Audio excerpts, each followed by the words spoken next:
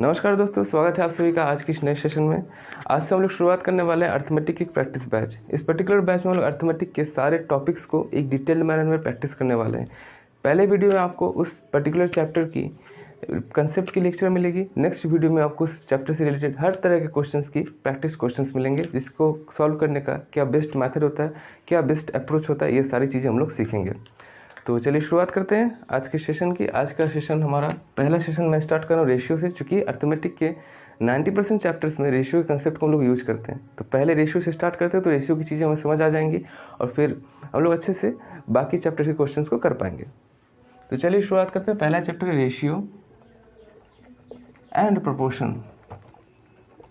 पहले हम लोग जानेंगे कि ये चैप्टर होता क्या है, इसका बेसिक क्या होता है, ये एक्चुअली होता क्या है। रेशियो एंड प्रोपोर्शन हम लोग हिंदी में से कहते हैं अनुपात एवं समानुपात। ठीक, अनुपात एवं समानुपात। इसे अनुपात को दो नंबर है, उसे अगर अनुपात के रूप में डिनोट करना होता है तो उसे हम लोग इस तरह से लिखते हैं ए, बीच में 2 डॉट लगाते हैं, दैट इज़ बी। इसे हम लोग पढ़ते हैं इस टू या फिर अनुपात या फिर रेशियो। ठीक, इसमें हम लोग ए ratio B, A is to B या ए अनुपात बी। ठीक, बड़ी बेसिक सी बात है, सबको पता ही होगा। अभी कोई 2 नंबर अगर रेशियो में गिवन है, suppose A is to B, ये कुछ नहीं होता है, ये ए बाई बी होता है। ठीक है, रेशियो कुछ नहीं, रेशियो अनुपात होता है, मतलब फ्रैक्शन के फॉर्म में रहता है, that is A is to B is nothing but A upon B. तो जो रेशियो में जो एक बात है हमें समझनी होती है, बहुत ही बेसिक सी बात, ये बात हमेशा हमें कभी नहीं भूलनी होती है। दैट इज अगर कोई नंबर सपोज ए और बी रेशियो के फॉर्म में गिवन है, इसकी वैल्यू कुछ दे रखी है, सपोज 4:3। ठीक, इसकी 2 वैल्यूज गिवन है 4:3। तो हम डायरेक्टली कभी नहीं कह सकते कि ए की एग्जैक्ट वैल्यू 4 होगी और बी की एग्जैक्ट वैल्यू 3 होगी। ये ए और बी के one of the possible values में से एक है और ये एक्चुअली यूनिट के फॉर्म में गिवन होता है। यहाँ पर इसके एक्स के साथ एक यूनिट ऐड होता है। तो जब हम लोग इसको सॉल्व करते हैं further, suppose A is to B को हमने ए बाई बी लिखा तो 4:3, तो जो कॉमन टर्म था यूनिट एंड यूनिट वो तो कैंसिल आउट हो गया। तो अल्टीमेटली जो जिसके बाद डिवीजन पॉसिबल नहीं होता है, कैंसिल करना पॉसिबल नहीं होता है, वही वैल्यू रेशियो के फॉर्म में रहती है। अगर कभी क्वेश्चन में आपको वैल्यू 4:3 गिवन है, कुछ भी वैल्यू गिवन है रेशियो का, तो हम डायरेक्टली नहीं कह सकते कि वो वैल्यू एग्जैक्टली उस नंबर का होगा या फिर वो वैल्यू एग्जैक्टली उस नंबर का होगा। उसके साथ ऑलवेज एक कॉन्स्टेंट टर्म रहेगा। इस बात को हमें ध्यान रखकर सॉल्व करनी होती है। कई क्वेश्चन हम लोग डायरेक्ट वैल्यू करके सॉल्व कर लेते हैं, कई बार हमें इस कांस्टेंट टर्म को लेकर चलना पड़ता है। कहाँ कहाँ हम डायरेक्टली सॉल्व करेंगे तो हमें फ़र्क नहीं पड़ेगा और कहाँ कहाँ कांस्टेंट की टर्म की वैल्यू हमें लेकर चलनी होगी, ये चीज़ें हम लोग देख लेते हैं। चलिए मैं इसी वैल्यू को एज्यूम करके सॉल्व करता हूँ आगे। सपोज कहीं पर वैल्यू गिवन है ए प्लस बी अपॉन ए माइनस बी का आपको रेशियो फाइंड करना है। ये वैल्यू आपको क्वेश्चन में गया है, दैट इज इक्वल टू वाट। और ए की वैल्यू गिवन है 4, बी की वैल्यू गिवन है 3। इस क्वेश्चन में अगर हम डायरेक्टली वैल्यू पुट करेंगे तो भी सॉल्व होगा। जैसे देख लेते हैं, 4 + 3 7, ठीक, 4 - 3 1, तो 7:1 रेशियो आ गया। अगर हम लोग कांस्टेंट टर्म लेकर चलते हैं तो क्या लिखते हैं, 4 यूनिट प्लस 3 यूनिट अपॉन में 4 unit minus 3 unit, that is unit. ऊपर में आता है 7 यूनिट, अपॉन में आता है यूनिट, तो अल्टीमेटली यूनिट कैंसिल हो जाता है, बचता 7:1। तो बात सही हो गई। हमें एक बात हमेशा याद रखनी है, जब न्यूमरेटर और डिनोमिनेटर की डिग्री सेम हो तब हम कांस्टेंट टर्म को इग्नोर कर सकते हैं। जैसे इस न्यूमरेटर की डिग्री कितनी थी, डिग्री मतलब पावर 1 थी। इस न्यूमरेटर की डिग्री कितनी है, डिनोमिनेटर की डिग्री कितनी है, 1। तो इसका 1 है, इसका भी 1 है। अल्टीमेटली इस पर कुछ फर्क नहीं पड़ेगा, क्योंकि ये कांस्टेंट टर्म अल्टीमेटली ये कॉमन आ जाएगा और कैंसिल हो जाएगा, तो हम लोग डायरेक्टली वैल्यू पुट करके सॉल्व कर सकते हैं। बट अगर इसी पर अब अगर थोड़ा सा चेंज करें हम क्वेश्चन को, देखिए किस तरह से फ़र्क पड़ेगा और इस टर्म की वैल्यू कितनी बढ़ जाएगी कांस्टेंट टर्म की। सपोज हमें कहा जाए ए प्लस बी का होल स्क्वायर अपॉन में हमें ए प्लस बी का रेशियो फाइंड करना है। तो आप क्या डायरेक्टली वैल्यू पुट करके फाइंड करोगे, आप लोग में से कई लोग कर भी देंगे। 4 + 3 7 का स्क्वायर फाइंड करेंगे, नीचे लिखेंगे 4 + 7 7, एक स्क्वायर से कैंसिल करेंगे, 7:1, जो कि गलत आंसर है, जो कि पॉसिबल नहीं होगा, क्योंकि ये वैल्यू रेशियो में गिवन है। रेशियो के वैल्यू को हम लोग direct value exact value treat नहीं कर सकते। तो हमें यहाँ पे लिखनी पड़ेगी 4 unit plus 3 unit whole square upon में 4 + 4 यूनिट प्लस 3 यूनिट। तो अल्टीमेटली जो रिजल्ट आएगी that is 7 unit square upon में 4 + 3 7, 7 कैंसिल होगा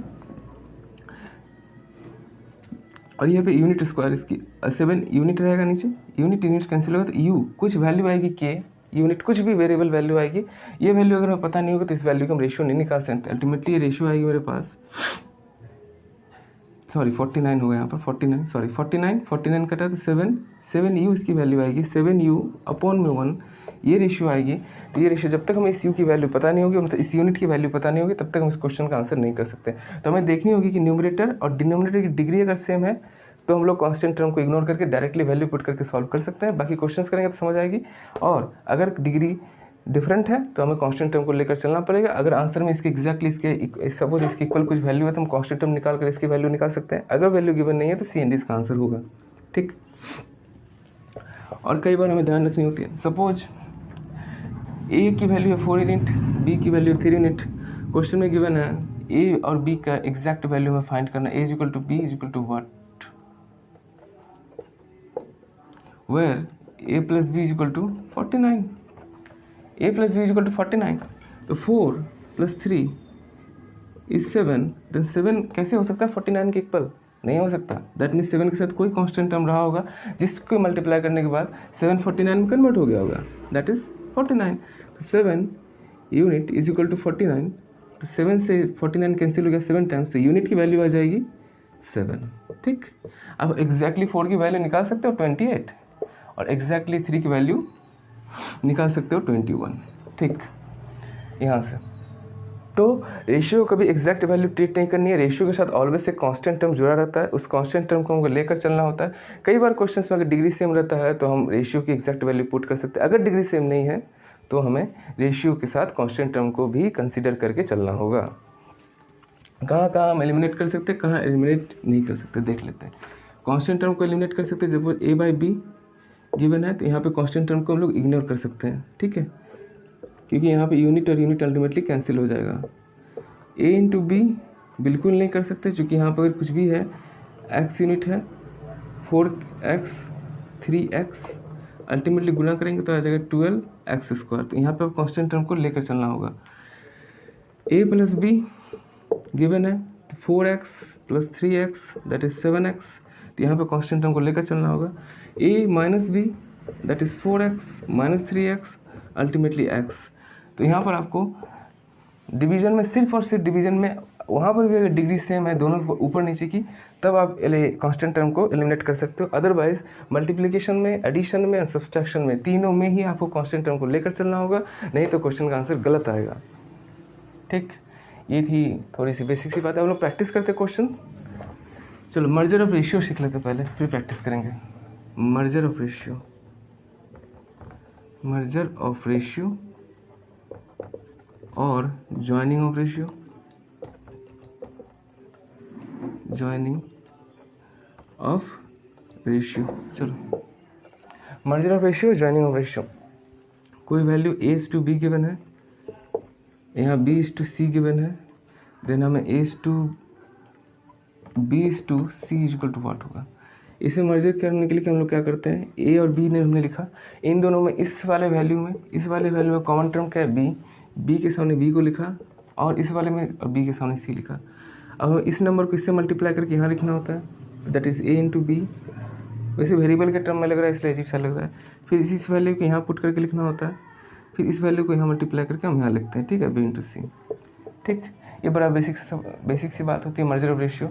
और एक तरीका होता है मर्जर ऑफ रेशियो का, a इज टू बी अगर गिवन है, b इज टू सी अगर गिवन है, तो इनके पड़ोसियों से इनके जगह को फिल कर देते हैं, इनके पड़ोसी ये, तो आप इस तरह से मल्टीप्लाई करोगे तो ये वैल्यू आपकी निकल कर आएगी मर्जर ऑफ रेशियो। क्वेश्चन देखते हैं तो समझ आएगी मर्जर ऑफ रेशियो हम लोग किस तरह से करते हैं। चलो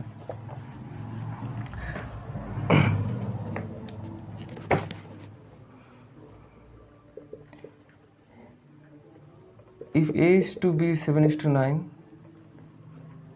and b is to c is equal to 15:7, then a is to b is to c is equal to what, ठीक।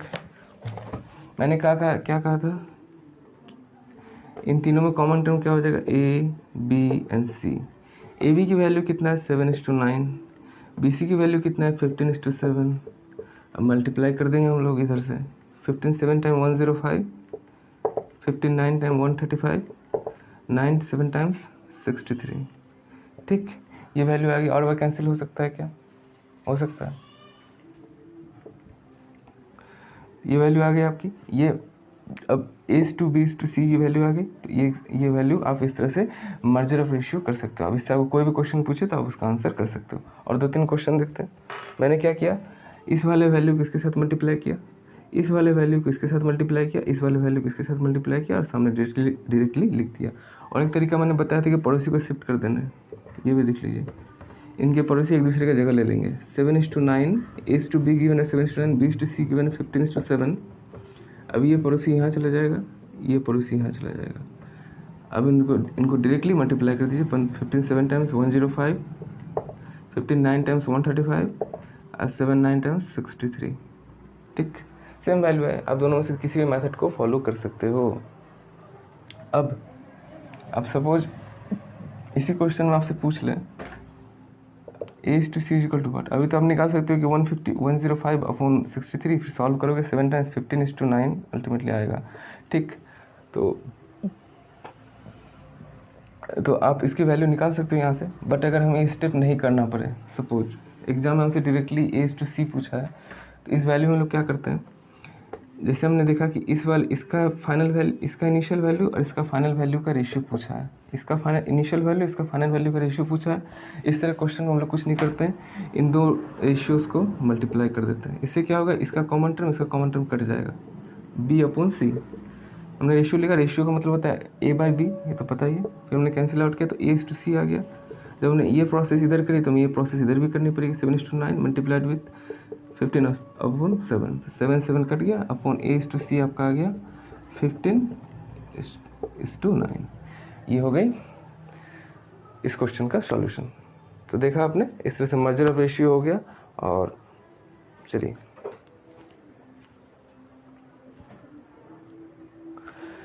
अब और कई सारे क्वेश्चंस कर लेते हैं ताकि डाउट्स क्लियर हो जाए। मर्जर ऑफ रेशियो आप लोग समझ गए होंगे, कितनी आसान सी चीज़ है।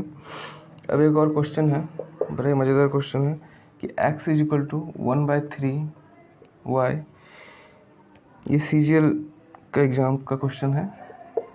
y = 1/2z, then x is to y is to z is equal to what। चलिए, इस वाले वैल्यू में पहले तो हम x, y और z का रेशियो फाइंड करना पड़ेगा। पहले क्वेश्चन में क्या गिवन है, x = 1/3y। y की जगह हम लोग ये वैल्यू पुट कर सकते हैं, बिल्कुल कर सकते हैं। तो हमें x और z का रेशियो निकल जाएगा 1/2z। तो x = 1/6 इंटू z, तो क्रॉस मल्टीप्लाई करेंगे तो 6x = z, तो x/z = 1/6। ठीक,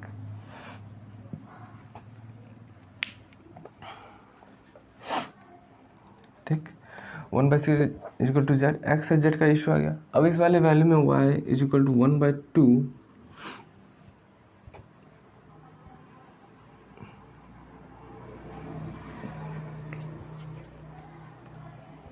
हमें x, y एंड z की वैल्यू फाइंड करनी है।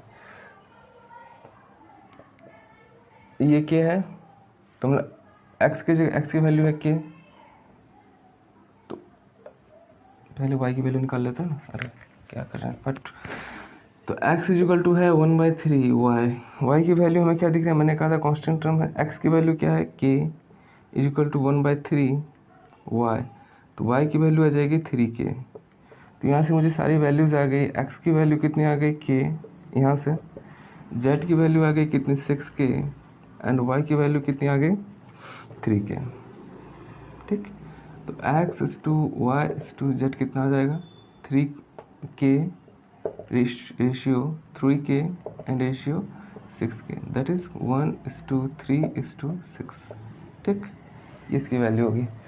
पहले हमने x के वैल्यू x = 1/3, तो यहाँ पर y की वैल्यू डायरेक्टली पुट करी, तो y की वैल्यू पुट करने पर x और z का रेशियो निकल गया।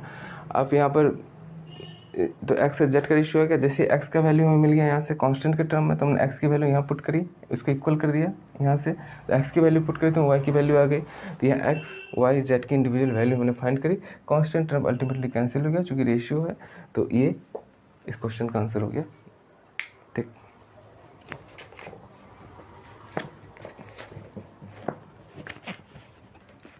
एक दो क्वेश्चंस करते हैं, इसे मैं रब कर रहा हूँ, जगह कम है।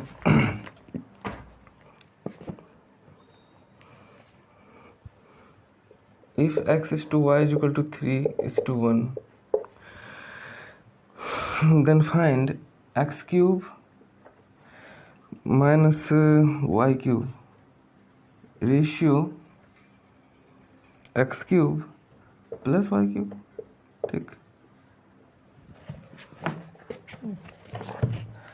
x is equal to 3k, y is equal to k, value put करेंगे, x क्यूब 9 3k का क्यूब माइनस k का क्यूब अपॉन में, रेशियो अपॉन में होता है, प्लस था तो 3k का क्यूब प्लस k का क्यूब हो गया। फार्मूला नहीं लगाना है यहाँ पे, 3k का हो जाएगा 3 दिन होते 27 and k cube minus k cube upon में 27 k क्यूब प्लस का k क्यूब, तो अल्टीमेटली आएगा सॉल्यूशन 26 k क्यूब, और यहाँ पे आ जाएगा 28 k क्यूब, 26 k क्यूब बटे 28 k cube, k cube cancel हो गया, स्कोर कैंसिल कर सकते हैं, 13 2 टाइम्स 14 2 टाइम्स, तो अल्टीमेट रेशियो आ जाएगा 13:14, ठीक। ये इस क्वेश्चन का आंसर होगा। आपने देखा कि यहाँ पे कांस्टेंट टर्म को इग्नोर कर सकते हैं कि दोनों में क्यूब है, डिग्री सेम है, अल्टीमेटली डिग्री 1 है, डिग्री 1 है, ठीक। तो हम लोग कर सकते थे जो, पर यही है कि हमने कांस्टेंट टर्म लिया तो उससे कुछ फ़र्क नहीं पड़ा, और कांस्टेंट टर्म लेकर चलना सही होता है, कैलकुलेशन में कभी गलती नहीं होती है। सपोज कुछ गलती होता तो वो चीज़ बच जाता है, ठीक।